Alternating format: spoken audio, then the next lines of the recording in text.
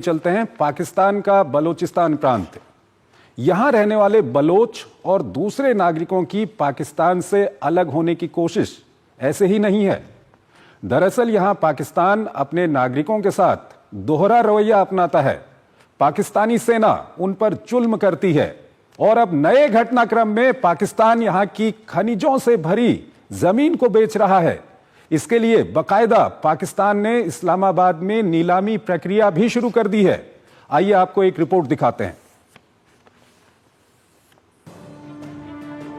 प्राकृतिक संसाधनों से अटा पड़ा बलूचिस्तान, बावजूद इसके विकास के पथ से कोसों दूर, गरीबी, बेरोजगारी, अस्थिरता, अनिश्चितता बरसों से इसकी तकदीर।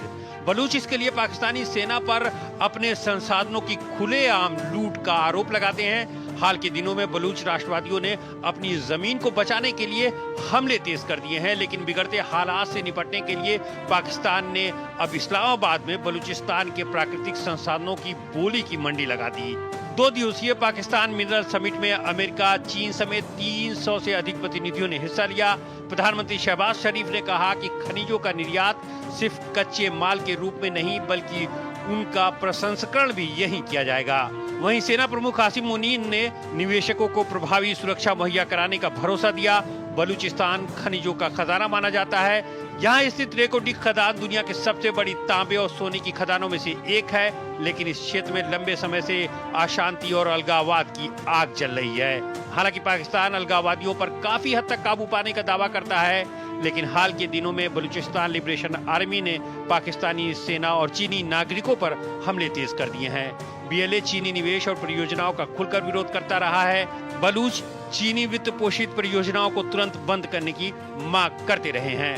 हालांकि जानकारों का मानना है कि सम्मेलन का असली मकसद बलूचिस्तान की खनिज संपदा का दोहन करना है, जिसके लिए उसके पास ना तो पूंजी है और न ही तकनीक। ऐसे में अमेरिका, चीन और सऊदी अरब जैसे देशों को शामिल कर वो निवेश आकर्षित करना चाहता है। सम्मेलन में अमेरिका और चीन को साथ बैठाकर पाकिस्तान बताना चाहता है कि वो किसी एक खेमे में नहीं है। साथ ही दुनिया को ये भी दिखाने की कोशिश की कि बलूचिस्तान जैसे अशांत क्षेत्र को आर्थिक विकास के जरिए स्थिर करने की नीति अपना रहा है।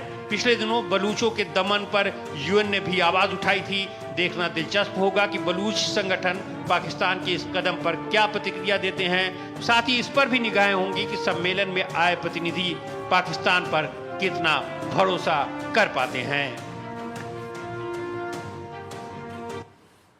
और इस खबर पर बात करने के लिए हमारे साथ जुड़ रहे हैं आलोक बंसल, विदेशी मामलों के जानकार हैं। उनसे हम बातचीत करेंगे। आलोक जी, बहुत बहुत स्वागत है आपका हमारे इस कार्यक्रम में। पहला सवाल आलोक जी आपके सामने यही रखना चाहेंगे कि जो बलोच लोग हैं, बलोचिस्तान के जो लोग हैं, उनकी पहली शिकायत यही थी कि हमारे यहाँ जितने रिसोर्सेज हैं इसका फ़ायदा हमको नहीं मिलता है। इसका फ़ायदा या तो पाकिस्तान चीन को देता है या दूसरे लोगों को मिलता है। और दूसरा ये कि आज पाकिस्तान के प्रधानमंत्री शहबाज शरीफ की ओर से एक बयान आया है। वो कहते हैं कि हम बलूचिस्तान का पॉलिटिकल सॉल्यूशन निकालने की कोशिश करेंगे। तो ये दोनों अपने आप में आप किस तरह से इसको देखते हैं, जिस तरह से वहां पर नीलामी हुई है? देखिए, पहली चीज तो ये है कि बलूचिस्तान 47-48 से पाकिस्तान का हिस्सा नहीं बनना चाहता था और तब भी उनका यही कहना था। अगर आप देखें, जब पाकिस्तान में मर्ज होने की बात हुई थी तो जो कलात, जो वहां की एक रियासत थी, उसकी जो पार्लियामेंट थी, उसमें गौसबख्श बेजेंजो ने कहा था कि वो कहते हैं कि हम पाकिस्तान के बिना नहीं रह सकते, लेकिन क्या पाकिस्तान हमारे बिना रह सकता है? क्योंकि हमारे पास खनिज है, हमारे पास समुद्री तट है और हमारे बिना पाकिस्तान सरवाइव नहीं कर सकता। तो बलूचिस्तान खनिजों से सज्जित एक राज्य है, ये तो पिछले 7 दशकों से सबको पता है।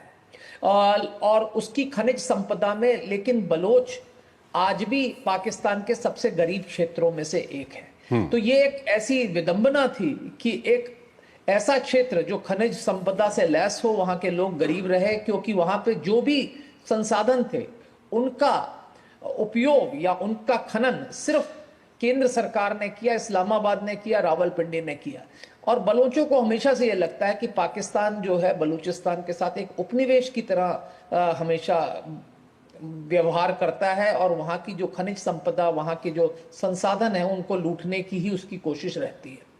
साथ ही साथ वहां पे जो परियोजनाएं बन रही हैं उसमें भी बाहर के लोगों को लाया जाता है, और इसीलिए बलोचों को लगता है कि उनको अपने ही प्रांत में एक अल्पसंख्यक बनाने की एक कोशिश की जा रही है। और उनको ये लगता है कि ये जो कोशिशें हो रही हैं उसमें चीन इस्लामाबाद का सबसे बड़ा समर्थक है, क्योंकि चीन सबसे ज्यादा निवेश कर रहा है, चीन की परियोजनाएं चल रही हैं, और इसलिए आज से नहीं करीब 1 दशक से ज्यादा उन्होंने कहा है कि हर चीनी नागरिक, हर चीनी कंपनी और हर चीनी एसेट जो है वो एक हमारे लिए एक वैलिड टारगेट है और हम उस पर हमला करेंगे। और हम पिछले कुछ समय से हमने देखा है कि बलोच संगठनों ने दिखा दिया कि उनकी क्षमताएं क्या है। उन्होंने ट्रेन को हाईजैक किया, अभी कल 3 पुलिसकर्मियों को मारा, और जब दिल करता है वो कहीं सुरक्षा एजेंसियों पर हमला करते रहते हैं जब उनका दिल करता है। साथ ही साथ जो पंजाब प्रांत से आए हुए लोग हैं उन पर भी हमला किया जा रहा है, क्योंकि उनको लगता है कि केंद्र सरकार जो इस्लामाबाद है या रावलपिंडी है वो कुछ नहीं बल्कि पंजाब का एक एक्सटेंशन है। बिल्कुल। आलोक जी, यहाँ पर एक सवाल और आता है कि जब ये खनिजों की नीलामी या खनिजों की वहाँ पर बातचीत चल रही थी, तो पाकिस्तानी आर्मी चीफ का कहना है कि जो निवेशक वहाँ पर आएंगे, जो बाहरी विदेशी लोग वहाँ पर आएंगे, उनको पूरी सुरक्षा दी जाएगी। ये और हालात को किस ओर ले जाएगा? वैसे ही वहाँ पर हालात खराब हैं, ये कितना महत्वपूर्ण है यहाँ पर? देखिए, पाकिस्तान के सेनाध्यक्ष इस तरीके की घोषणाएं पहले भी करते रहे हैं। अगर आप देखें जो सीपैक है, जो कि 1 बेल्ट 1 रोड या बेल्ट एंड रोड इनिशिएटिव का हिस्सा है, उसके लिए भी उन्होंने यही कहा था कि हम फुल प्रूफ सिक्योरिटी प्रोवाइड करेंगे। पर आज तक जो चीनी आ रहे हैं उनको ऐसी सुरक्षा मुहैया नहीं कराई जा सकी। बलूचिस्तान के अंदर कराना और भी ज्यादा मुश्किल होगा। पर ये जो घोषणाएं की जा रही हैं ये विदेशी निवेशकों को आकर्षित करने के लिए की जा रही हैं, और सेना के साथ बलूचिस्तान का टकराव तो चलता ही जा रहा है और बढ़ता ही जा रहा है जी। जिस तरीके से जो बलोच सिविल सोसाइटी के संगठन हैं, जैसे डॉक्टर महरंग बलोच है जो कि अहिंसक तरीके से बलोच मांगों को उठा रहे थे, उनको भी जिस तरीके से जेल भेज दिया गया है, और उसके खिलाफ जगह जगह हम देख रहे हैं कि आजकल प्रदर्शन हो रहे हैं बलूचिस्तान के अंदर। और जिस तरीके से इलीगल अरेस्ट और किलिंग्स हो रही हैं सिक्योरिटी फोर्सेस के द्वारा, वो भी बढ़ता जा रहा है। पिछले 2 दिन के अंदर ही करीब 12 अनआइडेंटिफाइड बॉडीज मिली हैं बलूचिस्तान के अंदर जगह जगह पे। तो ये वही लोग हैं जिनको कि पाकिस्तान की हुकूमत, पाकिस्तान की मिलिट्री उठा लेती है और फिर टॉर्चर करके जब वो मर जाते हैं तो उनको, उनके शरीरों को फेंक दिया जाता है, बॉडीज को फेंक दिया जाता है। इस सब के बीच आलोक जी, जब पाकिस्तान के प्राइम मिनिस्टर कहते हैं कि हम इसका, बलूचिस्तान का कोई ना कोई पॉलिटिकल सॉल्यूशन निकालेंगे, कितना इस पर विश्वास किया जाए? और क्या अब जो हालात हैं वो इस तरह के हालात हैं कि पॉलिटिकल सॉल्यूशन इसका निकाला जा सकता है? देखिए, कोशिश करना चाहते हैं, नवाज शरीफ को अब इसकी जिम्मेदारी सौंपी गई है, लेकिन हकीकत यह है कि पाकिस्तान के अंदर राजनीतिक नेतृत्व को इस बात का अधिकार नहीं है कि वो बलूचिस्तान की समस्या का समाधान ढूंढ सके। ये अधिकार सिर्फ सेना और सुरक्षा तंत्र को है। तो शहबाज शरीफ कोई भी घोषणा करें, नवाज शरीफ कोई भी कोशिश करें, मुझे नहीं लगता कि जब तक सेना इसके लिए तैयार हो कोई भी राजनीतिक समाधान का स्कोप है। दूसरी तरफ बलोचों को इस तरीके से आहत कर दिया गया है, वो इतने सरकार से निराश और नाराज हो चुके हैं कि कोई शॉर्ट टर्म सॉल्यूशन नहीं दिखता मुझे। तो अब देखते हैं पाकिस्तान क्या करना चाहता है। मेरे नजरिए से इसका अभी तो कम से कम कोई राजनीतिक समाधान मुझे नहीं दिखता। ठीक है आलोक जी, आप हमारे साथ बने रहिएगा। एक और खबर है, उस पर अभी हम आपसे बातचीत करेंगे। यहाँ पर हमको एक छोटा सा ब्रेक लेना है।